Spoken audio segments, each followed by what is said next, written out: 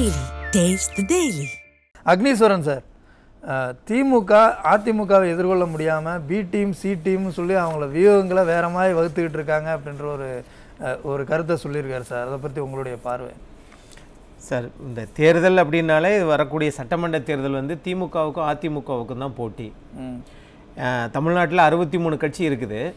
அதில் 2024 நாடாளுமன்ற தேர்தலில் மொத்த எலிஜிபிள் ஓட்டர்ஸ், தகுதி வாய்ந்த வாக்காளர்கள் அப்படின்னு பார்க்குற போது 6,23,00,000. அதுலேயே 30% பேர் வாக்களிக்க வரலைங்க. ஆனால் இப்போ வரக்கூடிய சட்டமன்ற தேர்தலில் 6,39,00,000 வாக்காளர்கள் அங்கே தகுதி வாய்ந்த வேட்பாளர்களை தேர்ந்தெடுக்க போகிறாங்க. இப்போ நான் என்ன கேட்குறேன்னா, இதில் 16 லட்சம் பேர் புதிதாக 18 வயதை கடந்தவர்கள் 16 லட்சம் பேர் இருக்கிறாங்க. இப்போ ஏற்கனவே 2024 30% பேர் வாக்களிக்கல, இப்போ புதுசாக 16 லட்சம் பேர் வந்திருக்கிறாங்க. இந்த 30%த்தையும் இந்த 16 லட்சத்தையும் யார் இந்த வாக்குகளை தன்மையப்படுத்த போகிறார்கள் என்பதற்கு சமூக வலைதளங்கள் தான் இன்னைக்கு ஒரு மிகப்பெரிய புரட்சின்னு நம்ம பேசிக்கிட்டு இருக்கோம். ஆனால் அதே சமூக வலைதளத்தை நம்பி தான் திராவிட முன்னேற்ற கழகம் நிறைய ஐடி விங்கெல்லாம் வச்சுக்கிட்டு உண்மைக்கு புறம்பான, பொய்யான, போலியான, மனிதர்கள் எப்படியெல்லாம் சிந்திக்க கூடாதோ அந்த அளவுக்கெல்லாம் சிந்திச்சு ஒரு மூளை செலவை செய்யக்கூடிய ஆற்றல் இன்னைக்கு ஆளுகிற கட்சி திமுகவுக்கு இருக்கு. அதிகார பலம் எல்லாம் இருக்கு சார். எல்லாம் இருந்தாலே அது நான் நல்லதுக்காக வரும் சொல்லுங்க. நான் எல்லாம் இருக்கு சார், பணபலம், அதிகார பலம் எல்லாமே இருக்குது. ஆனா கள்ளக்குறிச்சிக்கு பிளைட் இல்லையே, அதனால இன்னும் போக முடியலையே தமிழ்நாடு முதலமைச்சர். சரி சார். ஆனா ஸ்பெயினுக்கு போறாரு, 8 நாள் பயணம், 33 புரிந்துணர்வு ஒப்பந்தம், 16,500 கோடி ரூபாய் பணம், அதுல 15,000 பேருக்கு நேரடி வேலை வாய்ப்பு, எல்லாம் கரெக்ட். மரக்காணத்துல 23 பேர் சத்தாங்க, அதுக்கும் போல இங்கேயும் போலையே. ஆகவே இந்த ஆட்சி அப்படின்னு பார்க்கிற போது இன்னைக்கு எல்லா பேருமே தமிழ்நாட்டில் 63 கட்சிகள் இருக்குதுன்னா நாட்டில் நமக்கு எத்தனை கோடி மக்கள் தொகைன்னே தெரியல. 8 கோடியா 7 கோடியா அப்படின்னே தெரியல. 2021 மக்கள் தொகை கணக்கெடுப்பும் இல்லை. ஆனால் எல்லா பேருமே ஆட்சி அதிகாரத்துக்கு வரணும் அப்படின்ற ஒரு எண்ணங்கள் தமிழ்நாட்டில் இருக்குது. அதனால ஒவ்வொரு கட்சிகளும் அதுக்கு தமிழ்நாட்டின் மாண்புமிகு எதிர்கட்சி தலைவர் தான் முன்னுதாரணமா இருக்கிறார். கள்ளக்குறிச்சிக்கு முதல்ல போய் பார்த்தது யாரு? தமிழ்நாடு முதலமைச்சரா போனாரு? இல்ல, முன்னாள் முதலமைச்சர் மாண்புமிகு எதிர்கட்சி தலைவர் எடப்பாடி பழனிசாமி அவர்கள் தான் நடக்கிற எல்லா இடத்துலயும் அதிமுக தான் சார் முன்னாடி. ஆனால் சமூக வலைதளங்களை மட்டும் திமுக முதல்ல நிக்குது. எப்படி? எல்லாமே பெய்டு ப்ரமோஷன். ஆகவே தங்களுடைய பணத்தை அறிவியல் விஞ்ஞான முன்னேற்றம் அப்படின்ற பேர்ல இதை வச்சுக்கிட்டு பண்றாங்க. மக்கள் நம்ப தயாராகல. சரி, இப்போ இந்த வியூகங்கள்லாம் வகுக்கிறாங்க இல்லையா திமுக, அதிமுகவை நேரடியாக எதிர்கொள்ள முடியாமல் சோசியல் மீடியாலேயே நம்ம பேசிக்கிட்டே போயிடலாம் அப்படின்னா மக்களை எப்போ தான் சந்திப்பாங்க? ஏன்னா பிரதான எதிர்க்கட்சி தலைவர் தினம் மக்களை சந்திக்கிறார், தினம் மாநாடு போல கூட்டங்கள் கூடுது. அப்போ அதே நேரத்தில் திமுகவும் அதை செய்யணும் இல்லையா? அவங்கள மக்களை சந்திக்கிறதுக்கு அவங்களுக்கு நேரம் இல்லை. ஏன்னா கார் ரேஸ் நடத்துறாங்க, அது செஸ் ஒலிம்பியாட் நடத்துனாங்க, சிங்கப்பூர்ல இருந்து நேரடியா பிரதமரை போய் பார்க்கறதுக்கு அனுமதி எல்லாம் வாங்கிடுவாங்க. ஆனால் இந்த அந்த சிந்தூர் ஆபரேஷனுக்கு ரஷ்யாவில் போய் பேச முடியும். ஆனால் இங்க தூய்மை பணியாளர்கள்ட்ட அவங்களால போய் பேச முடியாது. நம்ம கார்பரேஷன் பக்கத்தில் பயப்படுறாங்களா சார்? ஏனால் பயம் இல்லை, ஆனால் மக்களை துச்சமாக நினைக்கிறார்கள். நாங்கள் தான் தொடர்ந்து வெற்றி பெற்றுட்டோமே, வரக்கூடிய தேர்தலிலும் நாங்கள் அதிகார பலத்தை வைத்து எப்படியோ நாங்கள் வெற்றி பெற்று விடுவோம், எங்களுக்கு வாய்த்தவர்கள் அவ்வளவு திறமைசாலிகளாக இருக்கிறார்கள், நாங்கள் 1 சீட்டு கொடுத்தாலும் 2 சீட்டு கொடுத்தாலும் அவர்கள் எங்களை விட்டு விலக மாட்டார்கள், எங்களை என்றைக்காவது கேள்வி கேட்டது உண்டா? சமூக நீதி பேசியது உண்டா? கூட்டணி கட்சிகளை சொல்றீங்களா? ஆமா, திமுகவினுடைய கூட்டணி கட்சிகள். ஆகவே நாங்கள் தொடர்ந்து வெற்றி பெறுவோம். இதே போல பிரம்மாண்ட கூட்டணி வைத்து திமுக படுதோல்வி அடைந்த வரலாறும் இருக்குல்ல, அது அவங்களுக்கு தெரியாதா? வெற்றி பெற்றதை வைத்து கொண்டே ஒரு மிதப்பிலே இருக்க முடியாது இல்லையா? ஆனா இப்ப தமிழ்நாட்டில் அந்த இது 2026 அது நடக்கும்.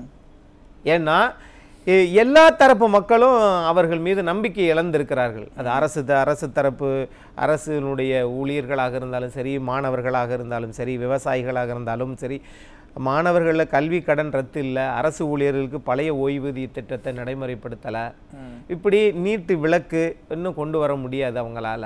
இப்போ இவைகளெல்லாம் மடைமாற்றம் செய்வதற்காகத்தான் இந்த சமூக வலைதளத்தை பயன்படுத்துகிறாங்க. ஆனால் அது எடுபடாது. அப்போ மக்கள் மத்தியில் இந்த தேர்தல் ஜுரம் பற்றி கொண்டதுக்கான காரணம் திமுக மீதான வெறுப்பு தான் அப்படின்றீங்களா? ஆமாம் ஆமாம், அவர்கள் வெறும் எல்லாவற்றையும் நாங்கள் வெற்றி பெற்றோம் அப்படின்னு சொல்கிறாங்க. எந்த ஒரு அரசியல் கட்சிக்கும் வெற்றி என்பது நிரந்தரம் கிடையாது, தோல்வியும் நிரந்தரம் கிடையாது. நீங்கள் 2011 2021 வரைக்கும் என்ன வெற்றியாக பெற்றீங்க? 13 தேர்தலில் இடைத்தேர்தல் உட்பட 13 தேர்தல் நீங்கள் தோத்தீங்க. சட்டமன்ற தேர்தல் 2011 இருக்கட்டும், நாடாளுமன்ற தேர்தல் 2014 இருக்கட்டும், 16 இருக்கட்டும், அதற்கு பிறகு சங்கரங்கோயில் இடைத்தேர்தலாக இருக்கட்டும், திருச்சி இது இடைத்தேர்தலாக இருக்கட்டும், எல்லாவற்றிலும் திமுக தோற்கத்தான் செய்தது. ஏன் நீங்கள் ஆர்கே நகரில் மருது கணேஷ் அவர்கள் வைப்பு தொகையை இழந்தார். ஆகவே அந்த கட்சி தான் இன்றைக்கு நாங்கள் தான் பிரம்மாண்டமான கட்சி என்று சொல்லிக் கொள்வதால் மக்கள் நம்ப தயாராக இல்லை. சரி, இப்போது கடந்த காலங்களில் கருணாநிதி அவர்களே 3 முறை எதிர்க்கட்சி தலைவர் அப்படின்ற அந்தஸ்தை இழந்திருக்கிறார். இப்போ அதிலிருந்து ஒரு படிப்பனையை ஸ்டாலின் அவர்கள் கற்றுக்க வேண்டாமா? தொடர்ந்து இதுவரைக்கும் இருந்தது ஓகே, இப்போ தேர்தல் காலம் நெருங்கும் போதாவது தன்னை மாற்றிக்கொள்ள வேண்டாமா? இன்னும் அதே போக்கில் போகுது. நீங்கள் இல்லை கள்ளக்குறிச்சி விவகாரம்லாம் கூட சொல்லியிருந்தீங்க. இன்றைக்கி கூட ஈரோட்டில் ஒரு கவுன்சிலர் கலாச்சாரம் காட்சி சிக்கியிருக்கிறார், திமுக கவுன்சிலர். அப்போது அந்த அராஜகங்கள் அப்படியே தொடர்ந்துட்டே போனால் இன்னும் மக்கள் மத்தியில் மிகப்பெரிய அளவுக்கு வெறுப்பு அதிகமாகிட்டே போகும் இல்லையா? நீங்கள் ஒரு விஷயம் பாருங்க, தவறான வழியில் இந்த அரசாங்கத்தை பயன்படுத்தி கொண்டு ஏராளமான தீய வழிகளில், அது ஜாஃபர் சாதிக்கிலிருந்து அது மாதிரி ஒரு ஊராட்சி ஒன்றிய இதுவரை சொல்கிறாரு, எனக்கு லஞ்சம் வாங்குறதுன்னா ரொம்ப பிடிக்கும், திருடுறது சார், எனக்கு திருடுறதுன்னா ரொம்ப பிடிக்கும், லஞ்சம் வாங்குறதும் பிடிக்கும். அப்போ இவைகளெல்லாம் இது எதை காட்டுது அப்படின்னா, பரவாயில்ல எங்கள் ஆட்சி நடக்குது, 10 வருஷம் நாங்கள் ஆட்சியில் இல்லை, ஆகையினால அதை நம்பித்தான் அவர்கள் இந்த அராஜகங்கள்லாம் திமுகவுக்கு முடிவுரையை எழுத போகுதுன்றீங்க. ஆமாம், பொதுவான மக்கள் முகம் சொல்லிக்கிற அளவிற்கு இந்த ஆட்சி இருக்குது. யாருடைய இதுலேயும் அப்பா இந்த ஆட்சி வந்தாங்கப்பா எனக்கு ஒரு நல்லது நடந்துச்சு அப்படின்ட்டு சொல்லி ஏதாவது ஒரு திட்டத்தை சொல்லுங்களேன். கேட்டால் பெண்களுக்கு இலவச பேருந்து, அது அரசாங்க பணத்தை நீங்கள் கொடுக்குறீங்க, மாதம் 1000 ரூபாய் அரசாங்க பணம். அவர்களாக சம்பாதிப்பதற்கு அதிமுக ஆட்சியில் ஆடு மாடு கோழி திட்டம் கொண்டு வந்தாங்க. அதனால் அவங்களுக்கு வருமானம், அவங்க கையில் வருமானம் வந்துச்சு. ஆனால் நீங்கள் அரசாங்கத்தின் கைகளில் நம்பி நீங்கள் எங்களுக்கு மாதம் கொடுப்பாங்களான்னு ஏங்க வைக்கக்கூடிய அளவிற்கு ஒரு அரசு இருக்கிறது அப்படின்னு சொன்னால், இதில் என்னன்னா அவர்களுடைய கோரிக்கை நிறைவேற்றிருச்சு. என்ன, அவங்களுடைய பையனை துணை முதலமைச்சர் ஆக்கிட்டாங்க, வேற என்ன வேணும்? இல்லைப்பா, இந்த திட்டங்கள் எதுவுமே ஒர்க் அவுட் ஆகாதா சார்? இந்த 1000 ரூபாய் மாதம் கொடுக்கறது, இந்த பேருந்து இலவச பயணம், இது எதுவுமே ஒர்க் அவுட்டே ஆகாதுன்றீங்களா? இல்லை, அது ஒர்க் அவுட் ஆகலை அப்படின்னா அது அரசாங்க காசை கொடுத்து நீங்கள் வாக்கு வாங்குறீங்கன்றத உண்மையை ஒத்துக்குங்கன்றோம். ஏன்னா இங்கே பாருங்களேன், நீங்கள் அண்ணா அறிவாலய கருவூலத்திலிருந்து நாங்கள் மாதம் 1000 ரூபா கொடுக்குறோம், அல்லது 1 லட்சம் பேருக்கு ஒரு நோட்டு புத்தகங்கள் கொடுத்தோம், அல்லது ஒரு மடிக்கணினி கொடுத்தோம் அப்படின்னு ஏதாவது ஒரு செய்தி இந்த 5 ஆண்டு காலத்தில் ஒரு செய்தியை சொல்லுங்க.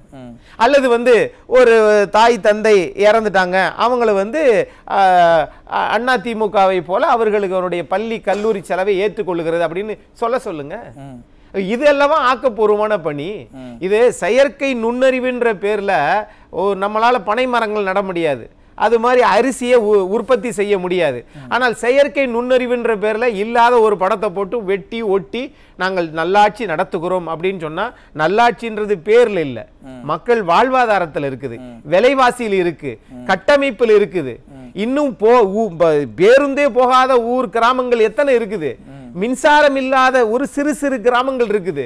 12,000 கிராமங்களுக்கு, மலை கிராமங்களுக்கு பீகார்ல மலைக்கு போய் மின்சாரத்தை கொடுத்துருக்காங்க. அதனாலதான் சென்ற முறை அந்த ஆட்சி திரும்ப வந்துச்சு அப்படின்னு ஒரு ஆங்கில நாளேடு சொல்லி இருக்கிறது.